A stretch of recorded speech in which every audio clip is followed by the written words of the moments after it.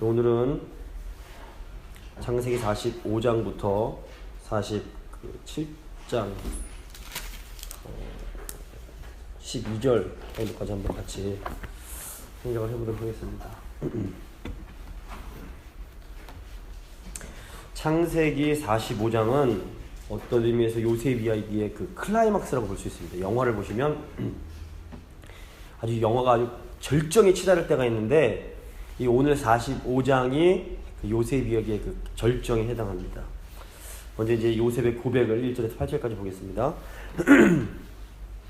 1, 2절을 보시면 동생과 아버지를 위한 이제 유다가 사실 이제 44장에서 변화돼 갖고 이제 아버지를 얼마나 사랑하는지, 동생을 사랑하는지, 자기가 대신하 이렇게 종이 되겠다는 고백을 막 하는 걸 보고 나서 요셉이 더 이상 참지 못하고 형제들에게 자신이 누구인지를 밝히게 됩니다.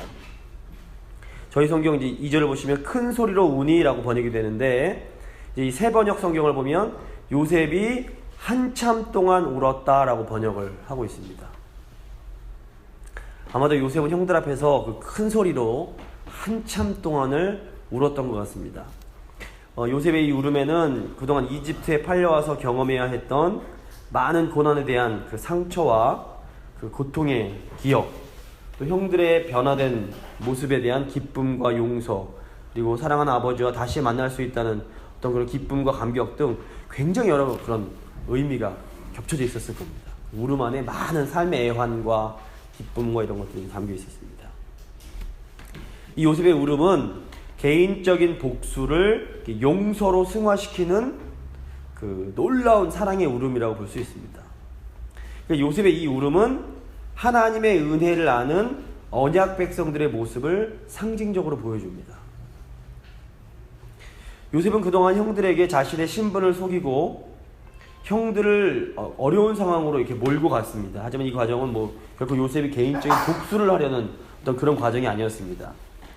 요셉이 형들이 어려움을 당하는 것을 결코 즐기지 않았다는 그런 그것을 저희가 본문을 보면 알 수 있습니다. 그래서 42장 24절, 43장 30절을 보시면 요셉 이야기 중간중간에 요셉이 형들과 대화하는 중에 이게 울음이 북받쳐 올라와서 그걸 꾹 참고 가서 울고 오고 이런 내용들이 나옵니다.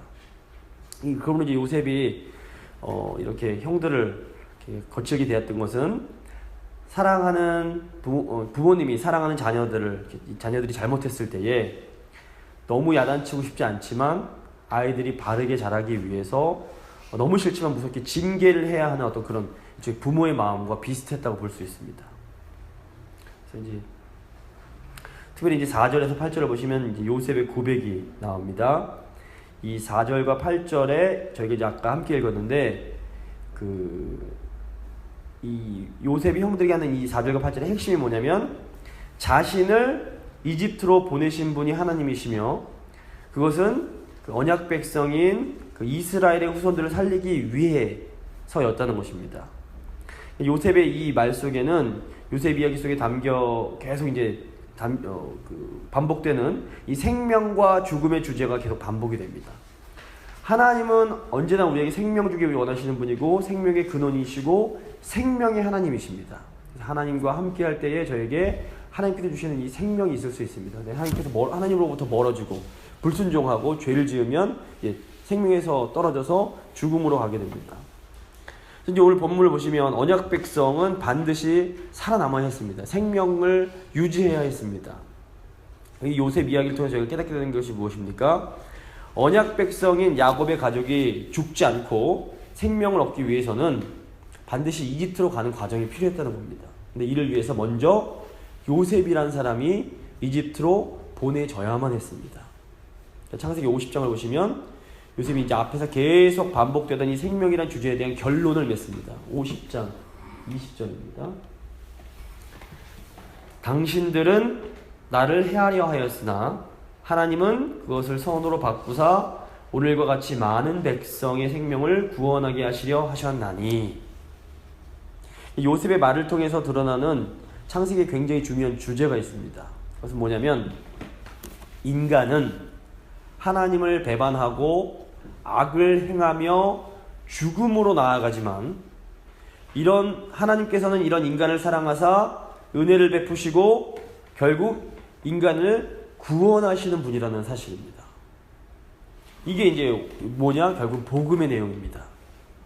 복음은 인간이 죄를 지어 하나님으로부터 떠나 죽음으로 나아갔음에도 불구하고 하나님께서 이런 죄인된 인간들을 사랑하사 우리를 찾아오셔서 우리를 구원해 주셨다는 기쁜 소식입니다. 요셉의 입을 통해서 우리 하나님의 이 구원의 메시지가 이제 전파되고 있는 것입니다. 그래서 결국 이제 이 요셉의 말을 통해서 요셉 이야기에 대한 도대체 왜 요셉의 인생에 이런 일들이 일어나야 되는가에 대한 모든 궁금증들이 해결되고 이제 의문이 이제 해결이 되게 됩니다.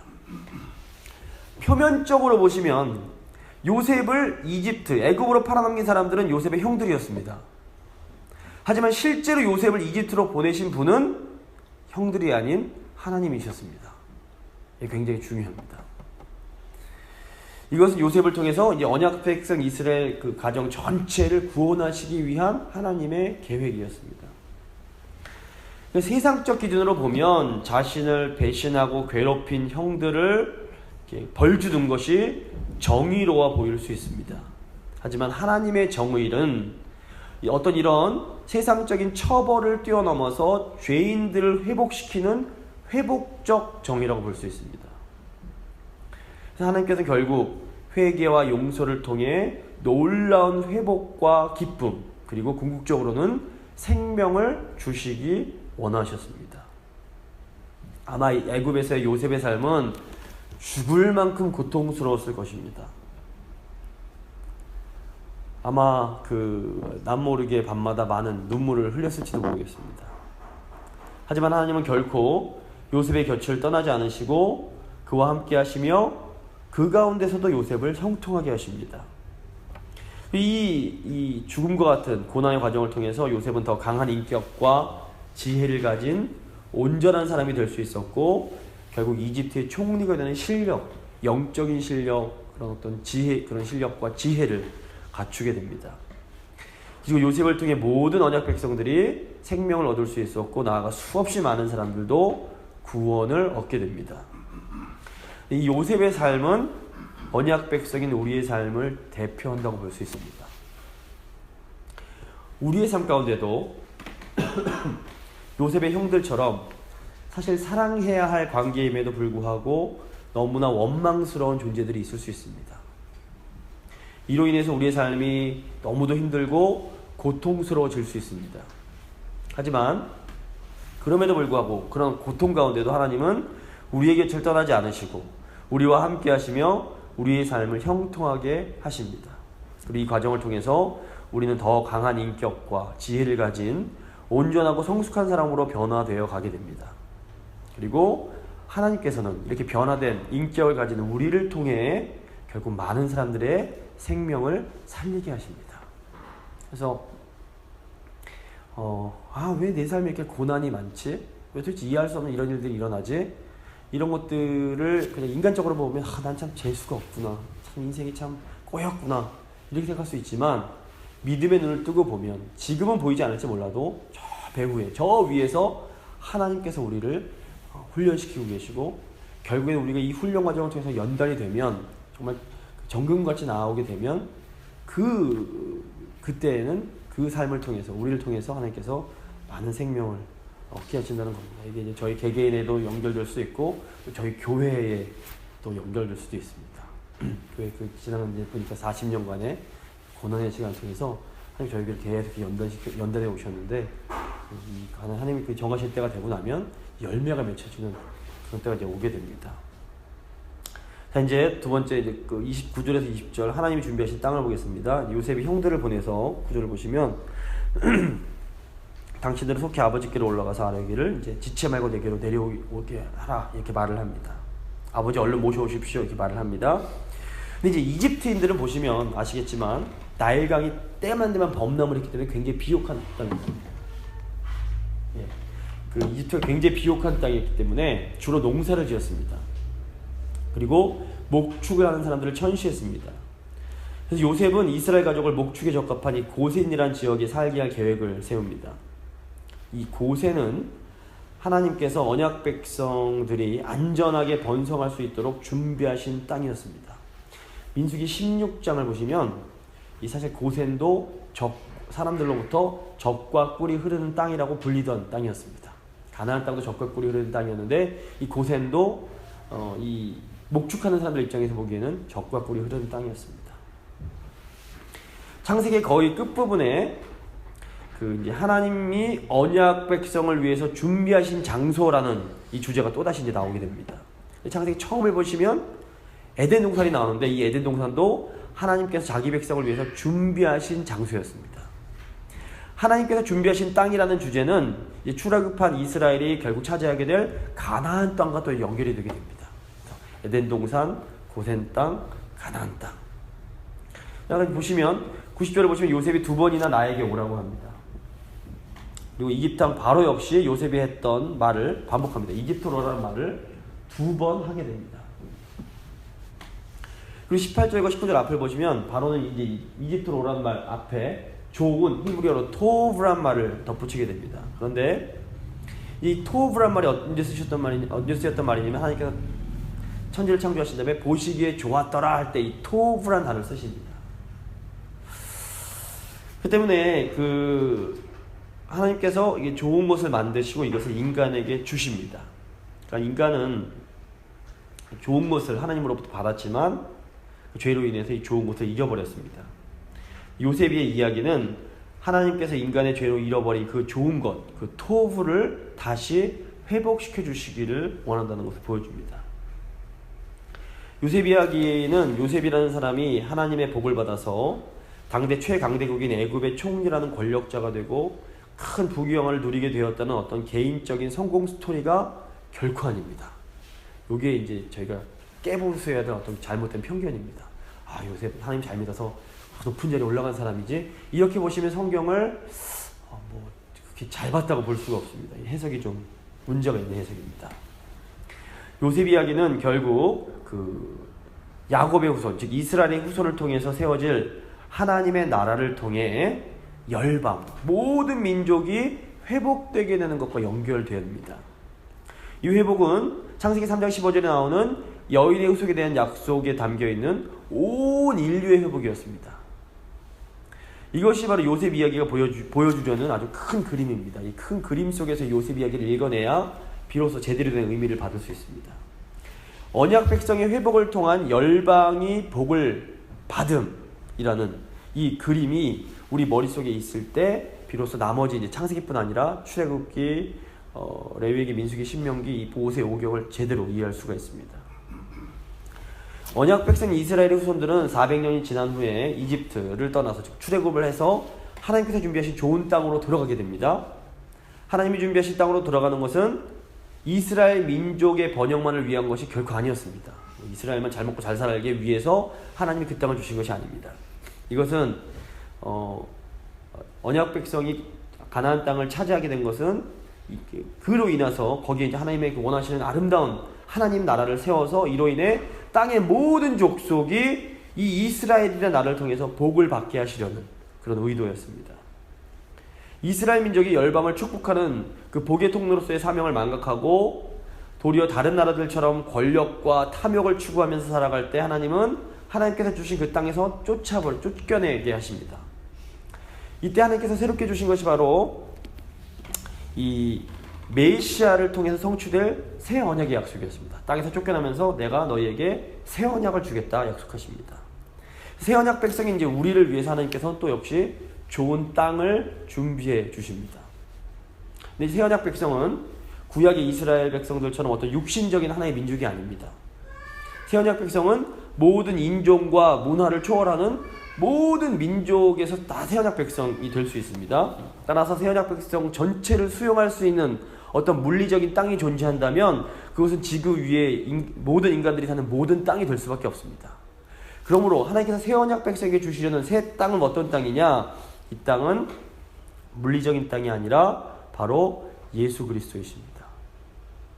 그래서 히브리서를 보면 그 땅에 들어가 안식을 얻으라고 되어 있는데 이제 새 언약 백성에는 우리가 들어가야 할 땅은 예수 그리스도이십니다. 그래서 사도 바울이 그리스도 안에라는 말을 많이 합니다. 그러니까 하나님께서 허락하신 그 땅 안에 그 안에 들어가는 겁니다. 그래서 구약 시대든 신약 시대든 하나님은 언약 백성을 위해서 좋은 땅을 준비해 주십니다. 구약시대 이스라엘 백성들은 하나님께서 주신 좋은 땅인 에덴 동산, 고센 땅, 가나안 땅에 들어가 생명을 얻고 그곳에서 하나님의 나라를 건설해야 했습니다. 신약시대 그리스도인들은 이제 하나님께서 주신 좋은 땅인 예수 그리스도 안에 들어감으로 생명을 얻고 그리스도 안에서 하나님의 나라를 다시 재건해 나가야 합니다. 그러므로 이제 요즘 지금 이스라엘을 무슨 성지라고 하는데 사실 이제 이게 이제 신학적으로 이제 그 디스펜세이셔널리스트라고 이제 그 세대주의자들이 이제 주장하는 건데요. 이단이라고 볼 수 없지만 그러다 보니까 막 이스라엘을 막 지켜줘야 되고 막 이런 막 아랍 사람들 죽여도 되고 이런 막 이상한 논리가 나오게 되는데 저희가 이제 들어가야 될 땅은 어떤 물질적인 그런 땅이 아닙니다. 예수 그리스도 안으로 들어가야 하고 그냥 이스라엘이 이스라엘이지 그 땅이 무슨 이렇게 정말 그 구약의 그런 가나안 그 귀한 약속의 땅이라고 볼 수 없습니다.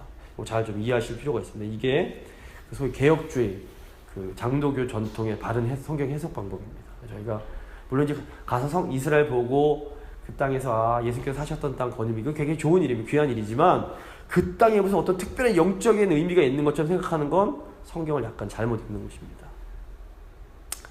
그래서 이제 그 언약 그리고 또 이제 또 하나 제가 기억해야 될 건 뭐냐면 구약의 이스라엘 백성들이 가나안 땅에 들어가는 것이 이스라엘 백성들만을 위한 것이 아니었던 것처럼 오늘날 이제 언약 백성의 좋은 땅인 예수 그리스도로 들어가는 것은 결국 우리만 천국 가고 우리만 잘 먹고 잘 살기 위한 것이 결코 아닙니다. 결국 우리는 새 언약 백성인 우리는 열방을 축복하는 복의 통로의 역할을 감당해야 됩니다. 그게 이제 어떻게 보면 성교의 사명이라고 볼 수 있습니다. 하나님이 아브라함을 통해 이스라엘이라는 이제 구약 하나님 나라를 건설하신 것도 이 때문이었고 또 오늘날 그리스도를 통해서 하나님 나라를 건설하시는 것도 바로 이 때문입니다. 저희가 이 사명이 있다는 것 절대 잊지 않고 이 사명을 이루기 위해서 이제 힘을 다해야 합니다. 자, 이제 언약 백성의 믿음에 대해서 한번 생각을 해보겠습니다. 21절부터 이제 28절을 보시면 요셉의 형제들이 이제 아버지께로 가서 야곱에게 요셉의 말을 전하게 됩니다. 이제 야곱이 반응하는 내용입니다. 모세의 오경을 보시면 언제나 하나님의 말씀이 먼저 우리에게 주어집니다. 이제 이게 은혜인데 이때 하나님께서 말씀하실 때에 이 말씀을 받는 언약 백성들의 반응이 굉장히 중요합니다. 때로 언약 백성들은 하나님께서 말씀하시는 것에 대해서 믿음으로 반응해서 순종을 합니다. 그러면 하나님께서 복을 주시고 약속을 성취하십니다. 근데 때로 언약 백성들임에도 불구하고 하나님 주신 말씀에 대해서 불신을 하고 불순종하는 경우가 있습니다. 그럼 이제 어쩔 수 없이 하나님께서 그 심판을 행하십니다. 이런 의미에서 요셉이 전해준 그 하나님이 준비하신 그 땅으로 오라는 이 메시지에 대한 이 언약 대표인 야곱의 반응이 굉장히 중요합니다. 26절을 보시면 재미있게도 처음 형제들이 그 아버지께 요셉이 살아있다는 말을 전했을 때 야곱이 그 말을 믿지를 못합니다. 보시면 믿지 못하여 어리둥절하더니 이 어리둥절이라는 말의 그 원어를 보면 둔해졌다라는 뜻입니다. 멍한 겁니다. 근데 나중에 다시 한번 27절에서 요셉의 이야기를 전하자 27절을 보시면 기운이 소생한지라 영원히 회복이 됩니다. 그러면서 영이 살아나면서 야곱이 이제 요셉에게로 하나님께서 준비하신 그 땅으로 가겠다라고 하면서 믿음의 반응을 보이게 됩니다. 자, 이게 보시면 이게 재밌는 게 뭐냐면 처음부터 야곱이 말씀을 듣자마자 믿음으로 반응하지 못합니다. 왜 그러냐면 그 어리둥절했기 때문에 마음이 둔해졌기 때문입니다. 그래서 우리가 하나님 말씀이 주어졌다고 할지라도 마음이 둔하고 무관심해진 상태라면 하나님의 그 계획을 믿을 수가 없습니다. 이게 어떻게 회복이 됩니까? 결국엔 또 말씀으로밖에 회복될 방법이 없습니다. 그래서 하나님의 뜻이 담긴 생명의 말씀이 우리 마음가운데 선포되어져야 합니다.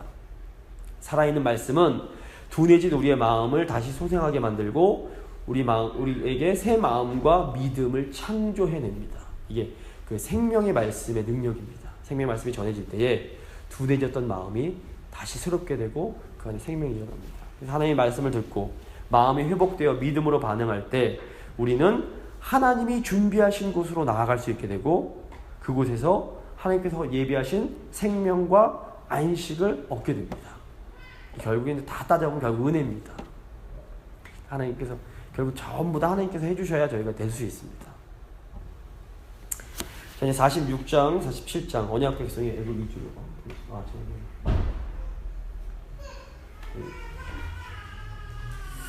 자, 46장 1절에서 4절 언약 백성의 예배와 말씀입니다. 이 언약 야곱 즉 이스라엘은 이제 이 말씀을 듣고 46장 1절을 보시면 이스라엘이 모든 소유를 이끌고 떠나 브엘세바에 이르러 그의 아버지 이삭의 하나님께 희생제사를 드리니라고 합니다.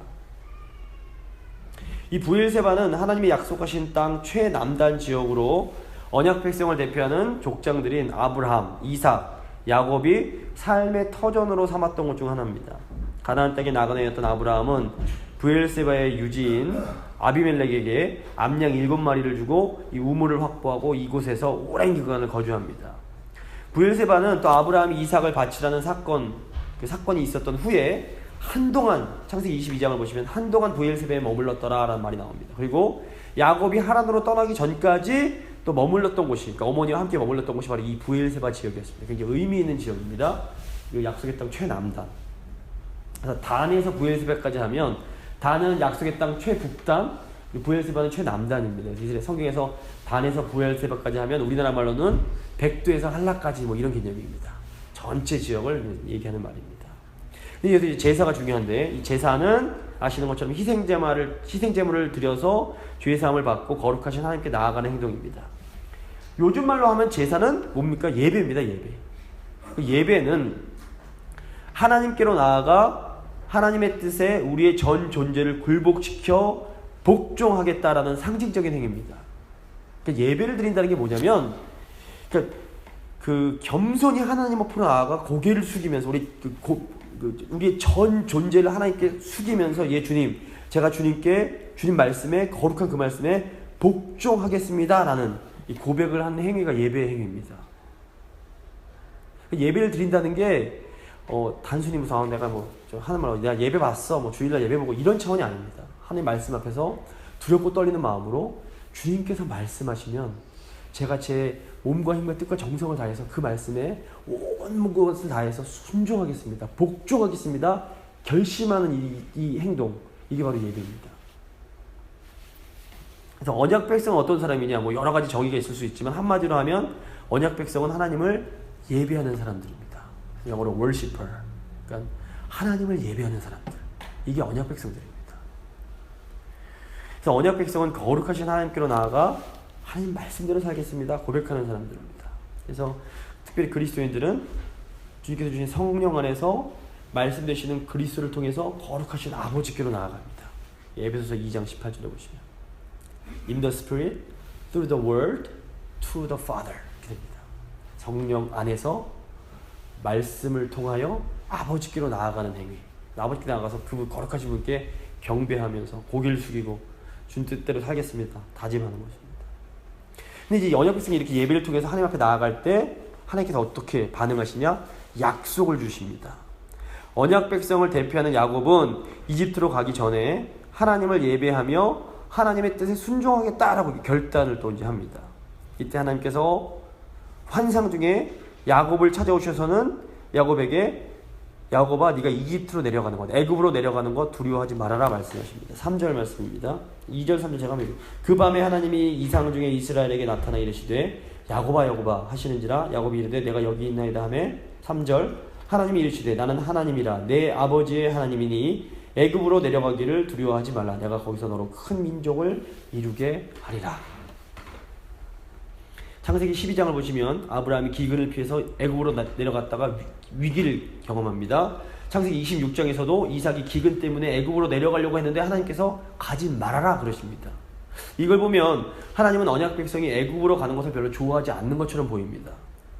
실제로 고대 제국인 이집트는 다큐멘터리 같은 거에서 많이 보셨겠지만 고대 함무라비 법전이 나왔던 그 아브라함이 바벨론 제국 우르 출신인데 바벨론 제국과 더불어서 이 고대 근동에서 그 가장 강한 세상 나라의 중심이었다고 볼 수 있습니다.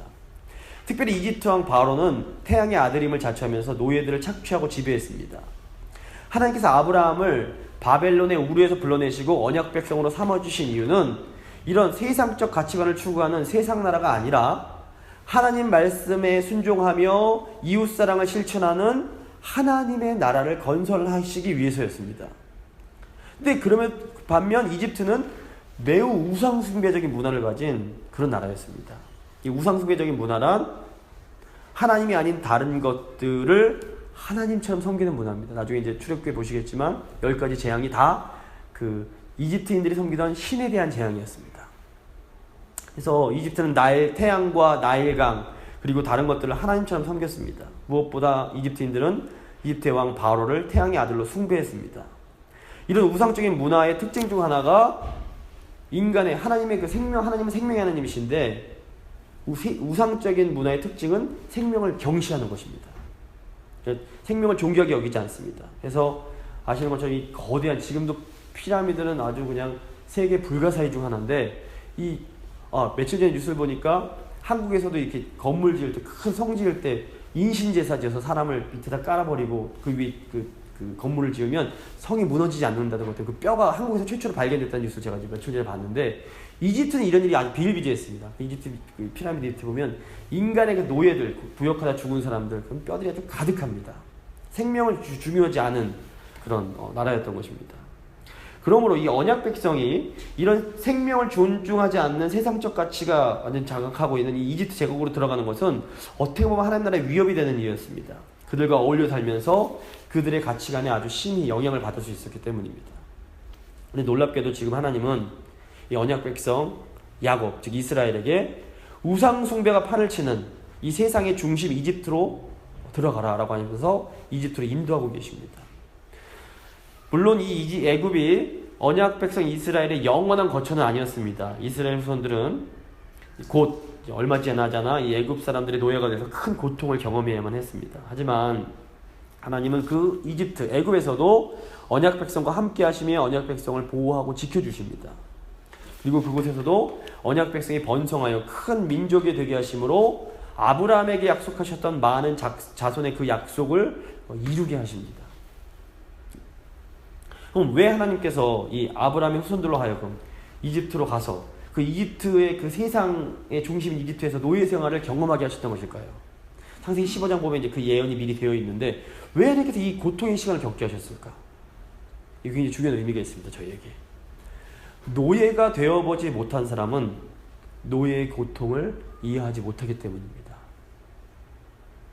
구약성경에 보시면 하나님은 출애굽한 이스라엘 백성들을 향해서 너희가 애굽에서 종살이 하던 때를 기억하라 라는 말씀을 아주 많이 하십니다.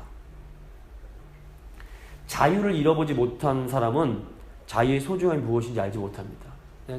저 이제 전쟁을 어른들은 다 일제시대도 경험하시고 6.25 경험하셨기 때문에 그 시대의 고통이 어떤 것인지를 누구보다 잘 알고 계십니다. 저희 세대는, 젊은 세대는 경험을 못했기 때문에 어른들이 말씀을 해주셔도 뭐 그렇구나 정도 알지 잘 알 수가 없습니다.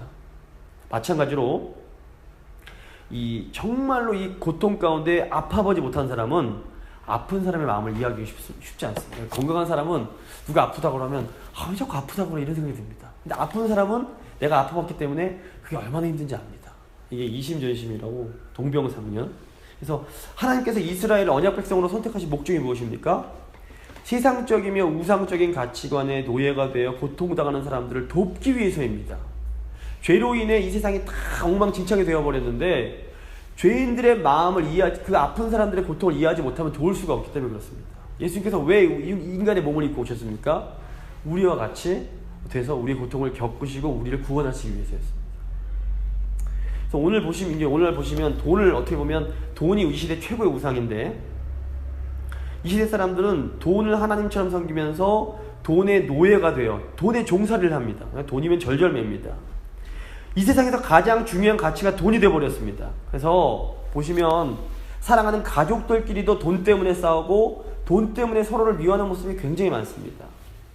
하나님은 때로 우리를 언약 백성 삼으신 후에 우리가 돈을 우상처럼 섬기는 이 시대의 아픔을 뼈저리게 경험하게 하십니다. 돈 때문에 고생하게 하시고 돈 때문에 싸워보게 하시고 돈 때문에 아픔을 당해보게 하십니다. 왜 그럴까요? 우리가 섬기고 도와야 할 사람이 바로 돈의 노예가 되어서 고통을 당하고 있는 사람들이기 때문입니다. 그래서 우리는 하나님께서 이 야곱에게 하셨던 이 음성을 들을 수 있어야 됩니다. 하나님께서 뭐라고 그러셨습니까? 애굽으로 내려가기 두려워하지 말아라. 내가 너로 큰 민족을 이루게 하겠다. 이거 오늘날 말로 좀 바꾸면 우상적인 이 세상에서 살아가는 것 두려워하지 말아라. 내가 이곳에서 너희가 하나님 나라 문화를 만들어가며 살게 하겠다. 내가 너와 함께 할 것이고 반드시 너를 이 세상 속에서 이 세상의 속박에서 해방시켜 줄 것이다. 이것을 위해서 예수께서 오셨고 우리에게 성령을 주신 것입니다. 그래서 저희가 언제 이 귀한 음성을 들을 수 있습니까? 우리가 예수 그리스도 안에서 하나님을 진정으로 예배할 때 우리는 하나님의 이 음성을 듣게 됩니다. 믿음으로 우리가 하나님 앞에서 하나님 앞으로 나아가서 교만한 우리 나 중심의 이 교만한 우리의 생각을 다 내려놓고 내가 하나님 말씀대로 살겠습니다라고 결단하며 다짐할 때 우리는 하나님의 이 약속을 받게 됩니다. 자, 이제 46장 5절에서 30절 보겠습니다. 언약 백성의 순종과 기쁨. 순종하면 반드시 기쁨이 따라옵니다. 5절에서 7절을 보시면 야곱은 이제 하나님 말씀대로 자신의 고향 가나안 땅을 떠나서 이집트로 들어갑니다. 특별히 6절 7절 보시면 야곱이 모든 자손을 데리고 갔다는 내용이 강조가 됩니다. 근데 야곱이 이렇게 자기 가족들을 다 데리고 이집트로 들어가는 이 모습은 아브라함이 자신의 그 가족들을 다 데리고 고향 친척 아비집을 떠나 우르를 떠나서 가나안으로 들어오던 장면과 이렇게 연결되는 부분이 있습니다. 아브라함과 야곱 모두 하나님의 말씀을 믿고 그 말씀에 순종하여 고향 땅을 떠나갑니다. 이 두 언약 대표의 믿음의 순종은 아브라함 자손들이 번성하여 가나안 땅에 하나님 나라를 건설하게 될 거라는 이 하나님의 약속이 성취되는 결정적인 계기가 됩니다. 물론 먼 훗날의 이야기였지만 이들의 순종이 없었다면 하나님의 약속은 이루어지지 않습니다. 그러므로 때로 저희가 하나님 말씀에 순종하여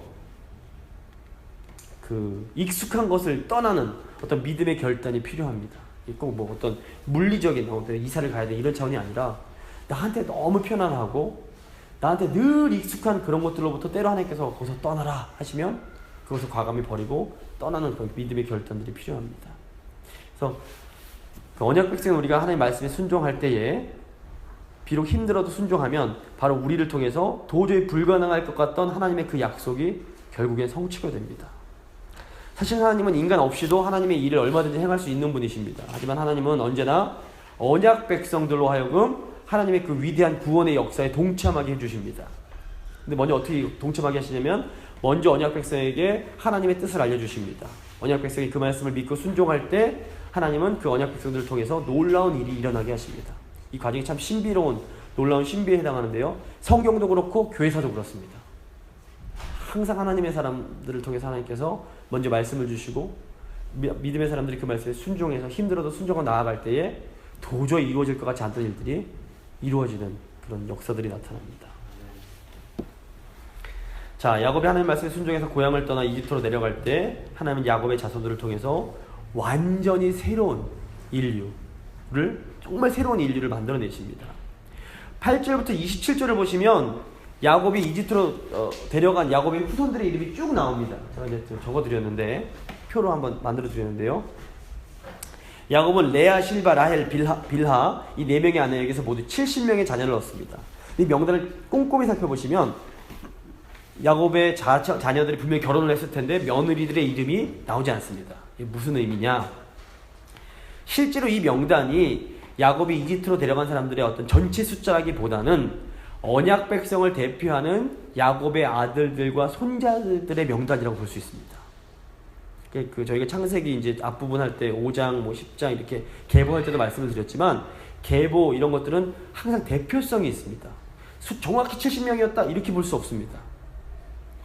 근데 일부러 70명이라 맞춘 이유가 있습니다. 신명기 32장을 보시면 모세가 이렇게 말합니다. 가장 높으신 분께서 세번역 성경입니다. 여러 나라의 땅을 나누어 주시고 인류를 갈라놓으실 때에 이스라엘 자손의 수효대로 민족들의 경계를 갈라놓으셨다. 이게 무슨 말이냐? 창세기 10장을 보시면 홍수 심판 이후에 노아의 자손들로부터 인류가 갈라져 나가게 됩니다. 그런데 창세기 10장 32절을 보시면 이들 노아의 자손들이 또 정확하게 70명입니다. 그 숫자를 해보면 그러니까 이들은 그 백성들의 족보에 따르면 노아 자손의 족속들이요 홍수 후에 이들에게서 그 땅의 백성들이 나뉘었더라. 자, 이 보시면 그러니까 70은 성경에서 온 인류를 대표하는 숫자입니다. 창세기 10장에는 노아의 아들인 셈, 함, 야벳의 후손들이 이름이 나옵니다. 이들의 이름을 다 합치면 70명이었습니다.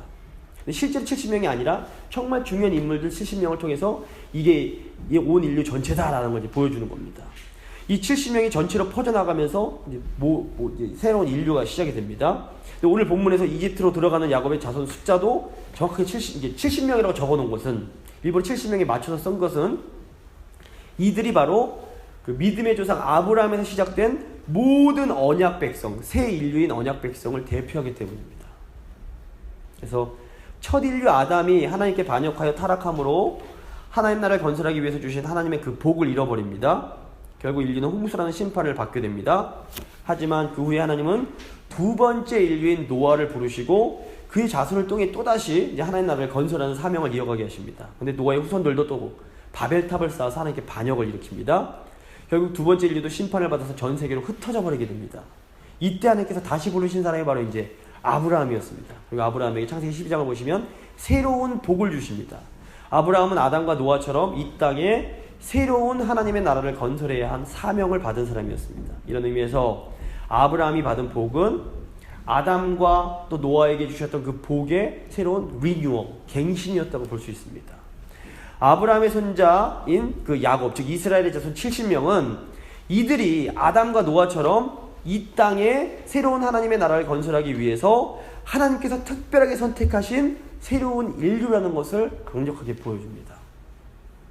처음부터 하나님의 계획은 하나님이 창조하신 인류를 복주시고 번성하게 하는 것이었습니다. 아담이 불순종으로 실패했을 때 하나님은 노아를 통해서 다시 열방을 축복할 새 인류를 건설하십니다. 근데 노아가 또 실패하고 노아의 후손이 실패한 다음에 하나님은 또다시 아브라함을 통해서 열방을 축복할 새로운 인류를 New Humankind, 새로운 인류를 또다시 이렇게 세워주십니다. 이 하나님의 계획이 아브라함에서 이삭으로, 이삭에서 야곱으로 이어지게 됩니다. 그리고 새 인류를 대표하는 야곱의 자손 70명이 이집트에서 하나님의 보호하심 가운데 생육하고 번성하여 땅에 충만하게 됩니다. 출애굽기 1장 5절에서 7절입니다. 보시면 이스라엘 70명이 창세기 1장과 그 9장에 나오는 그 아담과 노아의 똑같은 복을 받아서 이스라엘 자손이 생육하고 불어나 번성하고 매우 강한 온 땅이 가득하게 되었더라. 하나님의 말씀이 성취되는 과정입니다. 그래서 이집트로 들어간 아브라함의 손이 70명으로, 사실 70명이 더 됐을 가능성이 있는데 그럼에도 불구하고 70명으로 기록한 것은 모세가 이들이 아담과 노아가 실패했던 하나님 나라 건설을 다시 시작해야 하는 하나님께서 선택하신 새로운 인류라는 것을 보여주기 위해서였습니다. 모세는 신명기 10장에서 가나안 정복을 앞둔 출애굽한 그 새로운 세대에게 이렇게 말을 전합니다. 모세가 애굽에 내려간 네 조상들이 겨우 70인이었으나 이제는 네 하나님 여호와께서 너를 하늘의 별같이 많게 하셨느니라. 언약 백성이 이처럼 생육하고 번성하여 하늘의 별처럼 많아질 수 있었던 것은 1차적으로 인류를 축복하시려는 하나님의 계획 때문이었습니다. 하지만 한편으로 언약 백성의 약속이 성취될 수 있게 된 것은 언약 대표인 야곱이 하나님 말씀에 순종해서 익숙한 것들과 결별하여 자기 할아버지 아브라함처럼 모든 가족을 이끌고 애굽으로 내려갔기 때문이었습니다. 결국 믿음은 하나님의 말씀에 대하여 예라고 반응하는 것입니다. 그리고 그 말씀대로 행동하는 것입니다. 하나님은 아브라함에게 내가 너의 자손을 통해 인류를 구원할 새로운 하나님의 나라를 건설할 테니 너는 나를 믿고 내가 의지하던 고향 본토 친척 아비집을 떠나라 라고 말씀하십니다. 아브라함이 이 말씀에 네 라고 반응해서 어디로 가야 될지 모르지만 하나님 말씀을 의지해서 먼 길을 떠납니다. 그래서 사람들이 아브라함을 믿음의 조상 이렇게 부릅니다. 하나님은 또 야곱에게도 내가 너와 함께 할 테니 애굽으로 가라 말씀하십니다. 야곱이 이 말씀에 믿음으로 순종해서 익숙한 땅을 떠나 가족을 이끌고 이집트로 내려가게 됩니다. 결국 야곱의 자손들은 오늘 말씀 보시는 것처럼 하나님의 계획대로 생육하고 번성하게 됩니다. 언약 백성은 믿음의 사람들입니다. 그래서 하나님께서 말씀하시면 그 말씀에 네라고 반응할 수 있어야 합니다. 때로는 하나님 말씀이 우리 어떤 인간적인 욕망과 대립되는 경우가 많습니다. 나는 이걸 하고 싶은데 하나님께서 이걸 하라고 그러십니다. 그러면 이때 이제 하나님께서 아브라함과 야곱에게 하셨던 것처럼 새로운 것을 요구하실 때 우리도 믿음으로 하나님을 의지하면서 네라고 반응하고 그 새로운 길로 갈 수 있어야 됩니다. 이렇게 우리가 믿음으로 순종할 때 하나님의 계획이 바로 우리를 통해서 이루어지게 됩니다. 근데 이제 연약한 우리가 이 하나님의 놀라운 구원 역사에 동참할 수 있다는 것 자체가 굉장히 놀라운 하나님의 은혜입니다. 그래서 우리의 믿음으로 하나님의 말씀에 순종하면 하나님은 우리의 삶에 놀라운 새 일을 행하십니다. 그리고 우리를 통해서 우리 가족, 우리의 그 친구들, 또 우리 사회를 축복하는 그런 하나님의 그 놀라운 구원이 성취되게 됩니다. 28절에 30절 보시면 야곱이 하나님의 말씀에 순종해서 이집트로 내려갔을 때 야곱이 드디어 죽은 줄 알았던 아들 요셉을 만나게 됩니다. 야곱이 하나님의 말씀에 순종해서 이집트로 내려갔을 때 하나님은 요셉을 통해서 야곱에게 엄청나게 큰 기쁨을 허락해 주십니다. 야곱이 얼마나 좋아하는지, 내가 뭐 죽어도 여한이 없다 이런 말을 막 합니다. 언약 백성이 믿음으로 하나님 말씀에 순종할 때 이게 중요합니다. 순종할 때 하나님은 그 순종한 언약 백성에게 상상할 수 없는 큰 기쁨을 허락해 주십니다. 고향을 버리고 떠나오는 일 힘든 일입니다. 하지만 그럼에도 불구하고 순종하면 하나님께서 놀라운 기쁨을 주십니다. 그러니까 하나님 말씀에 대한 순종은 결국 우리에게 기쁨과 만족을 주는 원천이 됩니다. 이 믿음이 있어야 됩니다. 그래야 저희가 순종할 수 있습니다. 야곱은 살아있는 요셉을 보면서 이제 죽어서 내가 여한이 없다라고 말을 합니다. 요셉이 보시면 요셉을 보면 야곱이 이제 요셉을 만난 후에 죽음에 대한 야곱의 태도가 변합니다. 요셉을 보기 전까지 야곱은 죽음을 어떻게 표현하냐면 창세기 37장 42장을 보면 아들을 잃은 고통스러운 삶에 대한 내가 이제 빨리 죽어버려야지, 아들도 잃은 내가 무슨 낙이 있어, 그냥 어떻게 보면 힘든 이 현실에 대한 도피로 생각을 합니다. 그런데 죽은 줄 알았던 요셉을 본 후에는 야곱에게 더 이상 죽음이 고통을 피해서 도망가는 도피처가 아니라 일종의 평안한 영혼의 안식처로 말을 하게 됩니다. 죽음에 대한 이런 야곱의 태도의 변화는 자, 요셉을 보고 야곱이 죽음에 대한 생각이 변화됩니다. 자, 보시면 요셉보다 훨씬 크신 분인 예수 그리스도의 부활을 체험한 사람들 속에서도 이 변화가 일어납니다. 그러니까 예수님의 부활을 경험한 사람은 이 죽음에 대한 태도가 완전히 변하게 됩니다. 그래서 죽음으로부터 부활하신 예수님을 만나기 전까지 죽음은 단지 고통스러운 현실에서 벗어나는 도피처로 이해되기 쉽습니다. 실제로 많은 사람들이 오늘날에는 죽음을 힘든 현실을 피하기 위한 최후의 피난처로 생각해서 현실에서 이렇게 힘들게 사느니 차라리 그냥 목숨을 끊자 그러고 이제 그렇게 스스로 목숨을 끊는 분들이 많습니다. 하지만 죽음에서 부활하신 예수님을 만난 사람들에게 죽음은 더 이상 현실을 도피하는 곳이 될 수 없습니다. 부활을 하신 예수님을 경험한 사람들에게 죽음은 영광스러운 부활을 향해 나아가는 어떤 일종의 과정으로 변합니다. 죽음이 더 이상 두렵지 않게 되고, 더군다나 죽음을 어떤 도피처로 생각하는 것이 아니라 죽음은 하나님께서 주신 그 영원한 그 부활로 나아가는 어떤 일종의 작은 과정, 이런 걸 생각이 됩니다.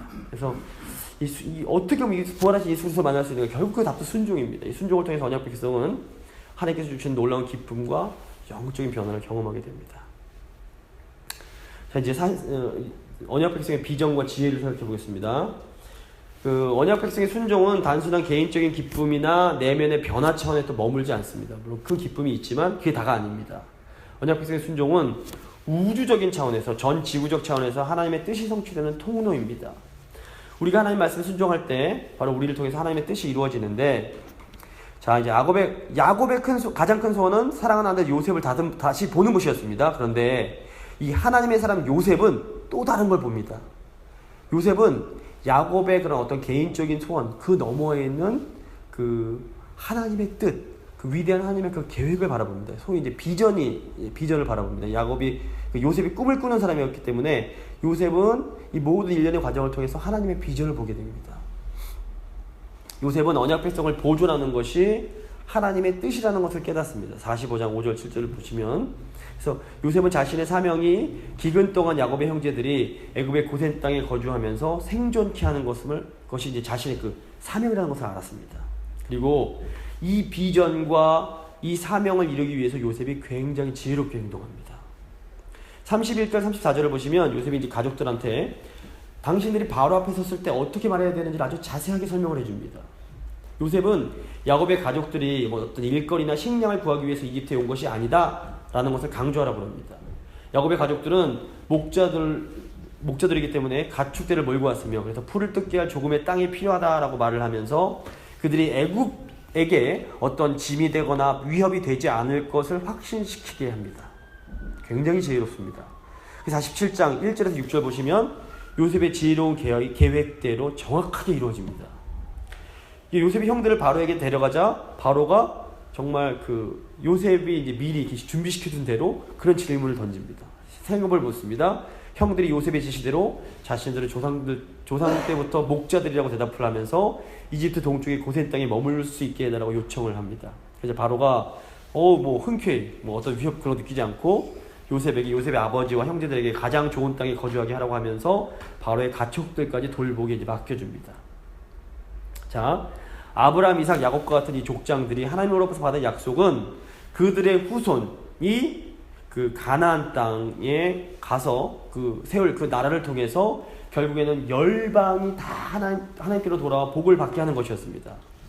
근데 이제 열방을 축복하는 하나님의 나라에 대한 이 약속이 성취가 되려면 무엇보다 먼저 이 언약 백성들이 생존을 해야 됐습니다. 근데 이제 이 생존할 뿐 아니라 이 소수의 사람들이 세육하고 번성해서 나라를 이룰 만큼 사람들이 많아져야 했습니다. 이 과정이 바로 이 하나님께서 준비하신 고센 땅에서 이제 성취가 되는 겁니다.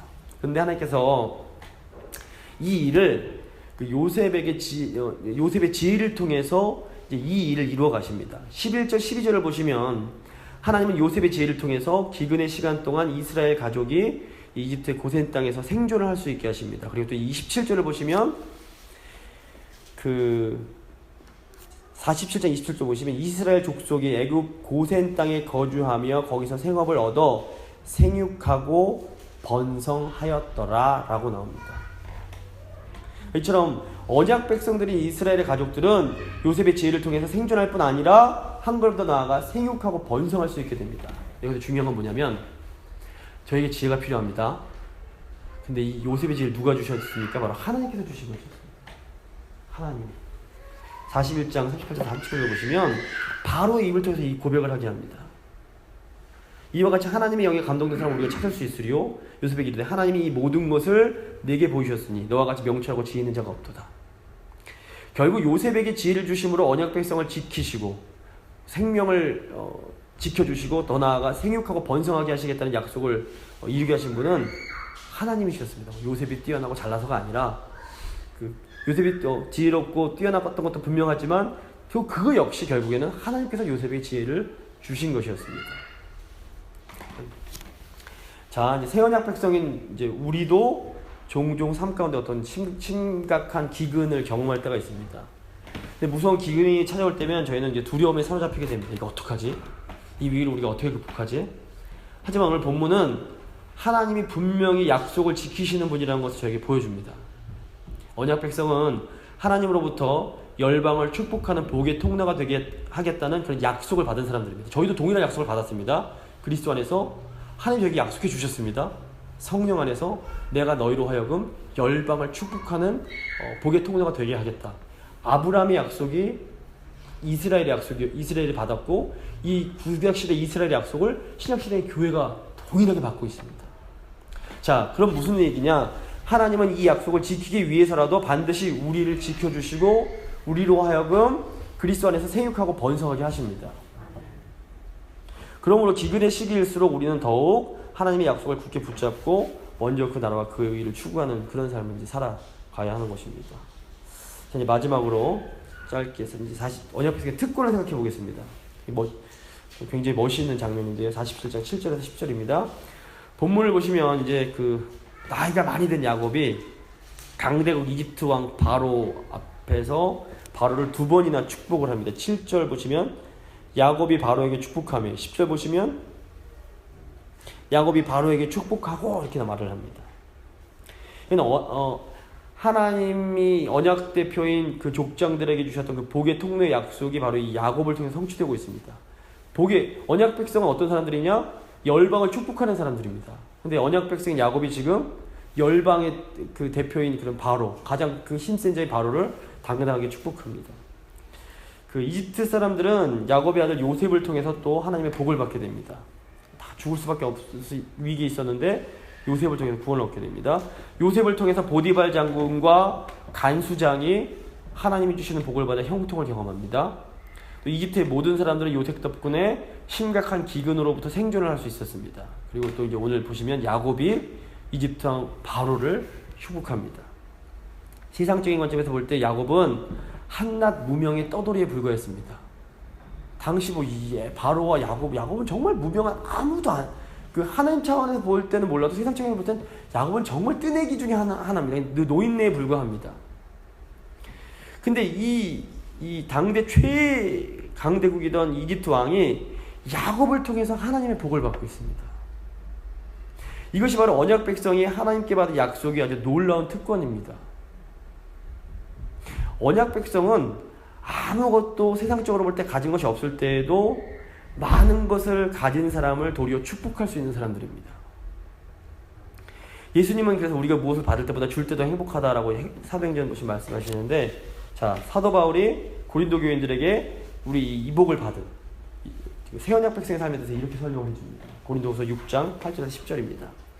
우리는 속이는 자 같으나 참되고 무명한 자 같으나 유명한 자요, 죽은 자 같으나 보라 우리가 살아있고 징계를 받는 자 같으나 죽임을 당하지 아니하고, 근심하는 자 같으나 항상 기뻐하고, 가난한 자 같으나 많은 사람을 부유하게 하고, 아무것도 없는 자 같으나 모든 것을 가진 자로다. 이것이 우리의 모습입니다. 세상 사람들은 남들보다 더 많이 가져야만 줄 수 있고 나눌 수 있다라고 생각합니다. 하지만 사실은 그렇지 않습니다. 많이 가져야만 나눌 수 있다고 생각하는 사람들은 이미 많음에도 불구하고 못 나눕니다. 더 많이 가져도 또 그때도 못 줍니다. 여전히 그 사람들 마음속에는 부족하다 이런 생각이 끊임없이 있기 때문에 그렇습니다. 하지만 언약 백성은 어떤 상황에서든지 이웃을 축복하고 이웃에게 사랑을 나눌 수 있습니다. 그러니까 어른들 말씀 이제 제가 책 읽어보니까, 제목교 읽어보니까 정말 말 그대로 콩 한쪽에 있어도 반쪽에서 목사님 대접하고 나누고 이런 삶. 비록 없지만 그것 가운데서도 나눠서 또 함께 이웃과 나눌 수 있는 삶, 성도들과 교인들과 함께 더불어서 지낼 수 있는 이 삶. 이것이 우리 아주 삶의 본질적인 부분입니다. 사도행전의 모습이 이것이었고, 지금도 저희가 지켜야 될 건 이 모습입니다. 저희가 이 모습대로 살기만 하면 세상은 감동을 받습니다. 그리고 교회를 오지 말라고, 오지마, 귀찮아 이래도 막 나도 좀 껴주세요 막 오게 됩니다. 저희가 이 모습을, 이 본질을 회복하는 게 중요하지, 저희가 말로 예수님, 미국 땅에서 예수님 모르는 사람이 어디 있습니까? 저에게 정말 이 사람들이 정말 이렇게 돌아오게 하려면 저희 존재가 변화되어야 됩니다. 하나님께서 원하셨던 진짜 새 언약 백성의 모습으로. 그러려면 이게 해야지 머리로 한다고 되지 않고요. 존재가 변화되고, 저희 삶이 변화되고, 저희 습관이 변화되고, 언어가 변화되고, 이렇게 변화가 필요합니다. 하나님께서 이 일을 이루어 가십니다. 근데 고난 통해서 이루어 가십니다. 이게 어려운데 그걸 기쁨으로 받아들이시고 함께 좀 자라갈 수 있으면 좋겠습니다. 저희가 한번 말씀을 길게 나누는데 기도하겠습니다. 거룩하신 아버지 하나님, 감사합니다. 저희를, 이 죄 많고 연약하고 부족함 투성인 저희를 먼저 사랑하사 창세전에 선택하시고 거룩한 하나님의 백성, 하나님의 사랑받은 자녀로 불러주심에 감사를 드립니다. 하나님, 저희 마음에 헛된 욕심 이제 더 이상 품지 않게 도와주십시오. 저희가 언제까지 세상 바라보면서 돈 좋아하면서 이 세상 사람들 좋아하는 것 자꾸 추구하면서 살아가야 합니까? 주님, 저희를 긍휼히 여기시고 저희 마음을 변화시켜 주시옵소서. 성령으로 말미암아 저희가 정말 저희 선조들이 사랑했던 그 하나님을 다시 한번 뜨겁게 사랑할 수 있도록 도와주시고, 저희 중심이 아니라 정말 하나님 중심으로 살 수 있도록 주여 도와주시옵소서. 콩 한쪽이 있어도 나눠 먹던 그 마음을 배우게 하시고, 그 마음을 담게 하시고, 그 삶이 저희의 삶이 되게 하사 저희가 사랑의 삶을 살 수 있도록 하시고, 이 삶으로 말미암아 많은 사람들이 감동을 받고, 저희가 나오지 말라고 할지라도 제발 저희 교회 나올 수 있게 해달라고 애걸복걸하는 그런 일들이 이제 속히 일어날 수 있도록 주여 도와주시옵소서. 하나님의 긍휼이 필요합니다. 하나님의 은혜가 필요합니다. 주님, 저희를 변화시켜 주시옵소서. 성령의 능력으로 변화시켜 주시옵소서. 그리고 이 마지막 때에 정말 하나님 기뻐하시는 교회 되게 하시고, 이 교회를 통하여, 주님의 몸된 이 재건나선 교회를 통하여 많은 이들이 복을 받고 하나님께 돌아오는 그 귀한 구원의 역사가 날로 더해갈 수 있도록 주여 함께하여 주시옵소서. 주님 은혜에 감사드리며 귀하신 예수 그리스도의 이름으로 기도드립니다. 아멘.